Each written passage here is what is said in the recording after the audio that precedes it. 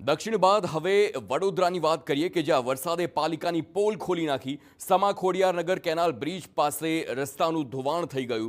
ઉદ્ઘાટન પહેલા જ બ્રિજ પાસેનો રોડ બેસી ગયો। સ્થાનિકોએ કામગીરીની ગુણવત્તા સામે સવાલ ઊભા કર્યા। સ્થાયી સમિતિ ચેરમેને કોન્ટ્રાક્ટરને તાત્કાલિક સમારકામના આદેશ પણ આપ્યા। નવો બ્રિજ ઓપનિંગ કરા આજની તારીખની અંદર એક મહિનો પણ નથી થયો। મહિનાની અંદર તમે જે આ પરિસ્થિતિ રોડ પહેલો જ વરસાદ જો આવ્યો ચોમાસાનો પ્રી મોન્સૂનનો નામ પહેલા જ વરસાદની અંદર આ રોડનું ધોવાણ થઈ ગયેલું છે।